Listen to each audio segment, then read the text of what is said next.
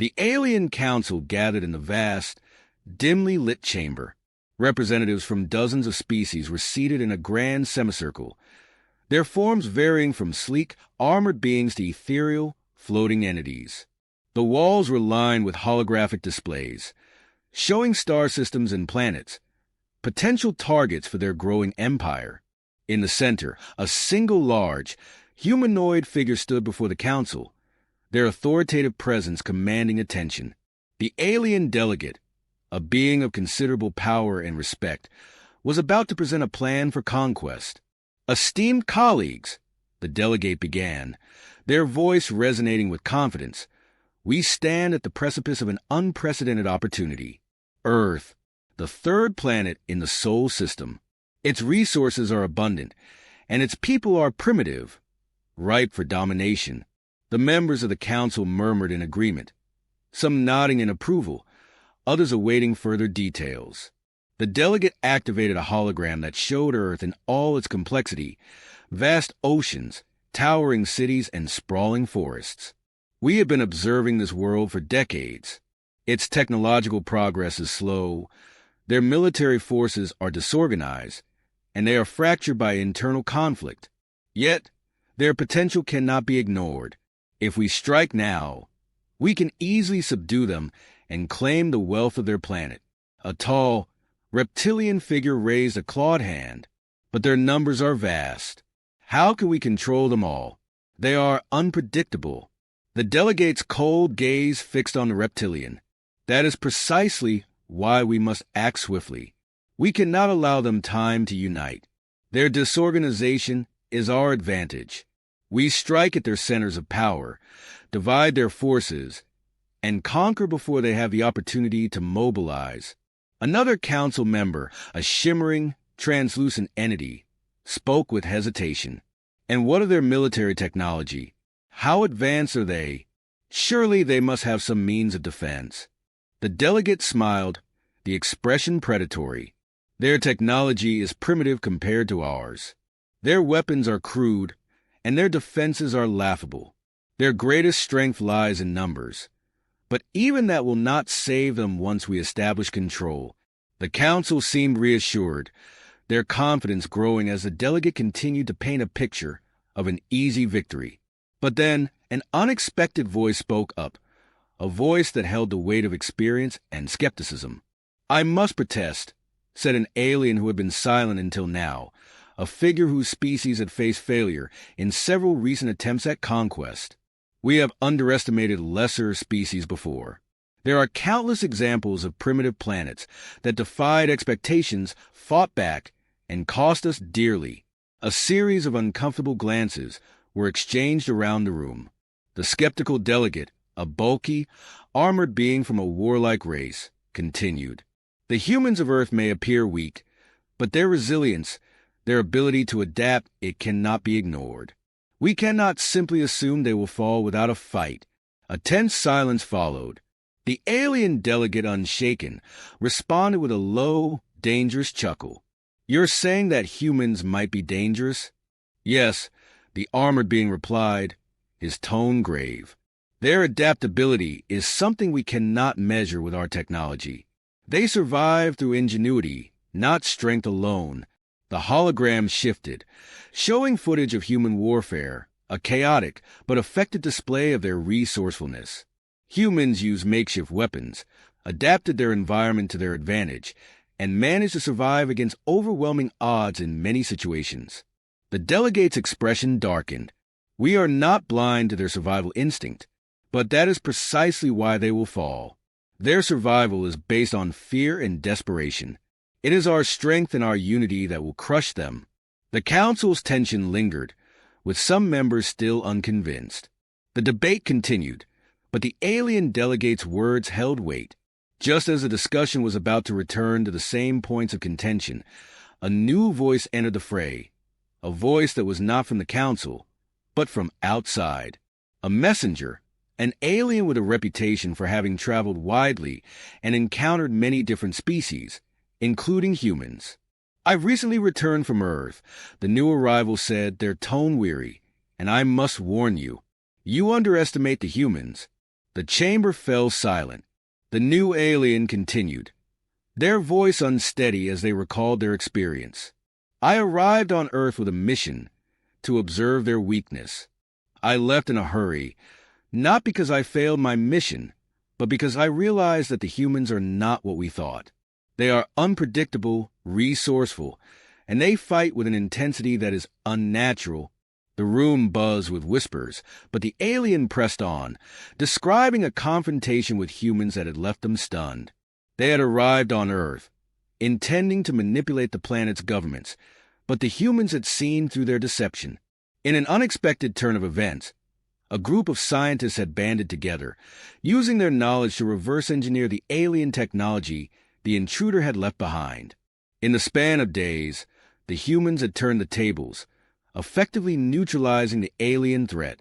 The humans, the alien said, their voice faltering, are not easy prey. They are not mere animals to be controlled. They fight back, and they do so with a kind of unity that is unlike anything I've ever seen. The council was now in a state of quiet shock. The alien delegate, who had been so confident in the inevitability of their plan, now seemed unsure. The words of the messenger echoed in their mind, undermining the certainty of their victory. Are you saying they could resist us? The alien delegate asked, their tone less sure than before. The alien messenger nodded gravely. I am saying they could resist far longer than any of us anticipate, and I fear that if we underestimate them, we may find ourselves in a battle we cannot win. A long silence followed. The delegate's thoughts churned as the weight of the messenger's warning sank in. The council had been so sure of their plan. Now, they were unsure whether they were facing an easy conquest or a fight for their survival. The debate would continue, but the alien delegate knew one thing for certain. Earth would not be the easy victory they had once thought. The question now was whether they were still willing to take the risk of an invasion, or if it was time to reconsider their strategy entirely. The council was still reeling from the messenger's words when a new report came in. Earth's global communications network buzzed with urgency. An asteroid, several kilometers in diameter, was on a collision course with the planet. It was too large to be destroyed by their primitive space defense systems, and if it struck, the impact would wipe out entire cities. Earth had only weeks to act. The news of the asteroid threat spread across the council chambers, and a new debate began. Some believed it would be an ideal moment to strike, while others saw it as a sign of Earth's unexpected resilience. The asteroid posed a threat not just to humanity, but to the entire system. If Earth failed to neutralize it, the destruction would ripple out, destabilizing nearby planets. Still, the alien representatives remained divided. The alien Marines froze. They had never seen anything like this. To them, losing a limb meant death. It meant surrender. It meant the fight was over. But Reese defied their understanding of what was possible. He stood on his remaining arm, his blood dripping onto the dirt, and kept moving. For a moment, they hesitated. Doubt crept in. How could anyone fight like this? How could anyone endure such pain and keep going? But then Reese spoke again, his eyes burning with intensity, his voice firm and unwavering. If I can stand, so can you. The words hit the Marines like a jolt of electricity. They saw in Reese something they didn't understand, something they didn't think was possible. Slowly, reluctantly at first, they began to rally. One by one, the alien Marines drew strength from Reese's unyielding presence. His will was contagious, and the fear that had threatened to swallow them began to fade. They followed him, moving forward, returning to the fight with a renewed sense of purpose. Reese wasn't just a leader. He was an embodiment of the indomitable spirit that had made Deathworlders legendary. He wasn't waiting for reinforcements. He wasn't hoping for a miracle. He was making it happen through sheer force of will. Every step forward, every order barked in the heat of battle, every decision made with unshakable confidence was a testament to the strength of the human spirit. The battle didn't stop. The enemy didn't relent. But Reese did not give them the victory. He didn't give anyone the chance to claim that they had won. Not as long as he was still breathing. As the alien Marines continued to follow his lead, something remarkable happened. The shift in momentum wasn't just tactical. It was psychological. The Marines had seen the impossible. They had seen one man, one human, defy death itself and keep moving forward. They no longer fought for survival. They fought because Reese had shown them that they could. And as the tide of the battle began to turn, Reese, battered and bloodied, led the charge. His injury, his pain, his exhaustion, they didn't matter. What mattered was the mission. What mattered was finishing what they had started. The fight wasn't over. Not by a long shot.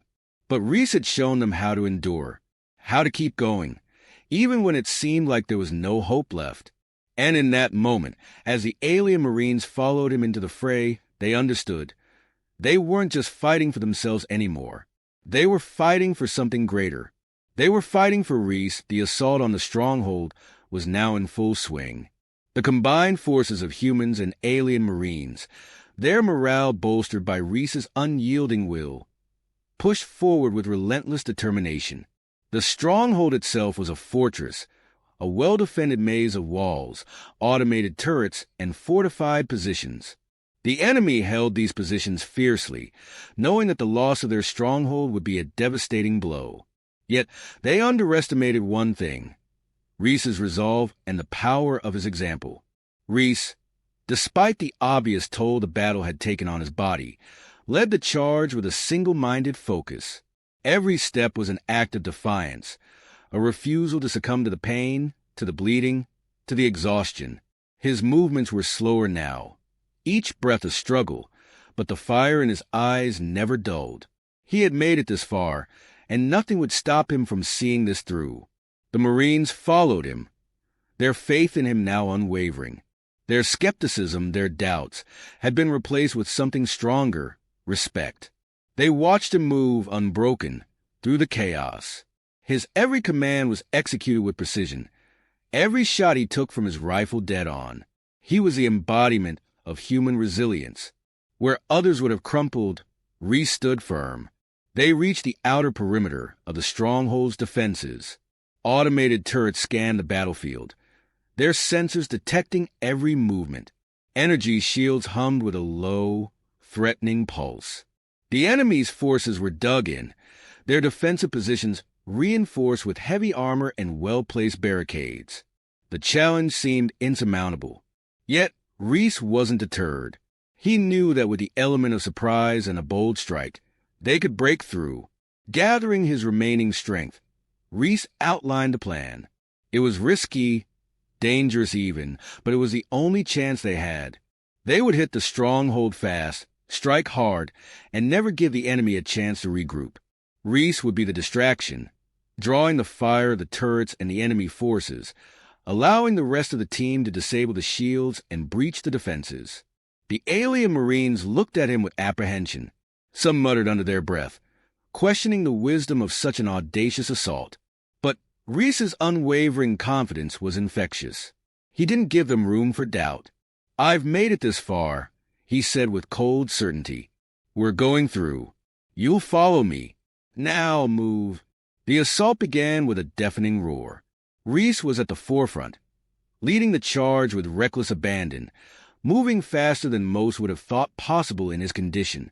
His movements were a strange blend of calculated precision and sheer audacity. He drew the enemy's fire, using his environment to his advantage, weaving in and out of cover with uncanny speed and accuracy. The Marines followed, moving quickly, executing their flanking maneuver as planned. With the turrets disabled, the enemy's defensive line was starting to crumble. But Reese was paying the price.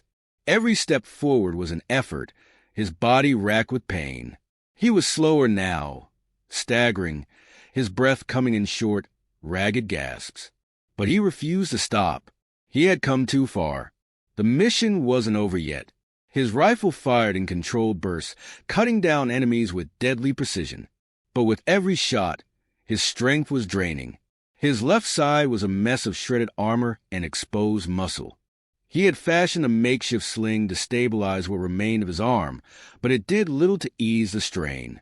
Each movement was a battle. Yet he moved forward. The Marines behind him, seeing their captain's relentless will, pushed harder, moved faster, and struck with greater precision. They weren't just fighting for survival anymore. They were fighting for Reese, fighting to honor the spirit he had shown them.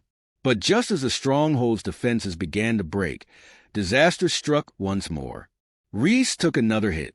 This time, it was a grazing blow to his side, the impact sending him crashing to the ground with a grunt of pain.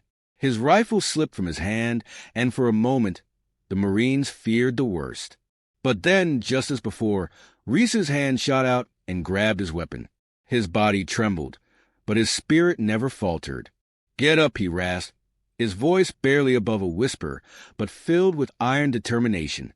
"Get up and finish this." The Marines rallied around him, drawn by his unshakable resolve. They had seen him go beyond what any of them thought possible. They had seen him endure pain, fear, and bloodshed. Now, they were ready to follow him to the ends of the galaxy, if necessary. The final push came. The enemy, though broken and disorganized, fought fiercely to protect their command center. The corridors inside were a maze of heavily fortified positions. The team moved cautiously, their nerves on edge as they encountered pockets of resistance. But Reese was already moving, his eyes scanning the battlefield, calculating every step. He was a man possessed his focus absolute. At one point, they encountered a choke point, a narrow corridor heavily guarded by enemy soldiers. The Marines hesitated. They knew that charging in would be suicide. But Reese didn't hesitate. He moved forward without a second thought, his weapon raised, his body an unyielding force of nature. "I'll draw their fire," he said, his voice steady despite the strain. "When I move, you flank and eliminate the enemy." One of the alien Marines spoke up, his voice laced with concern. "Captain, you can't keep this up. Let us handle it from here." Reese's gaze never wavered. "I'm not here to argue," he said with quiet authority. "We're here to win. So do your part, and I'll do mine." Before anyone could say more, Reese was already in motion. The enemy, predictably, turned their weapons on him. Shots rang out, ricocheting off the walls and hitting his armor. But Reese didn't flinch. His movements were precise, calculated. He took cover, then sprang forward again, making every shot count, drawing the fire of the defenders to give his team the chance they needed. The Marines followed his lead, flanking and wiping out the enemy in a swift, coordinated attack. With the enemy eliminated, Reese, though battered and bleeding, was the first to move forward, never pausing, never faltering. The Marines behind him followed closely, their confidence renewed by his example. Reese's will have become their strength. Inside the command center, the final battle awaited. It was fierce, brutal. But Reese kept moving, his rifle finding its mark, his body screaming for rest, but refusing to stop. His leadership, his resilience, became the rallying cry of the team. In the end, they triumphed. The command center fell, and the enemy was defeated. The Marines stood around Reese, looking at the man who had led them to victory. His body was broken, but his spirit was unyielding. As the dust settled, one of the Marines turned to him and asked, "Captain, how are you still standing?" Reese gave a faint smile, exhaustion evident on his face. "Standing's the easy part," he said with a dry chuckle. "Now we make sure this win counts." The team, their skepticism replaced with respect, began the process of securing the stronghold. The tale of Reese's actions spread quickly, becoming a legend among the Allied forces. His name became synonymous with human resilience. For Reese, however, it wasn't about glory. It was about doing what had to be done, no matter the cost. And as the Marines prepared to leave the stronghold, one of them spoke, still in awe. "You're not like anything we've ever seen, Captain." Reese, sitting now and finally allowing himself a moment of rest, chuckled softly. "We're not supposed to be," he said. "That's why we're here.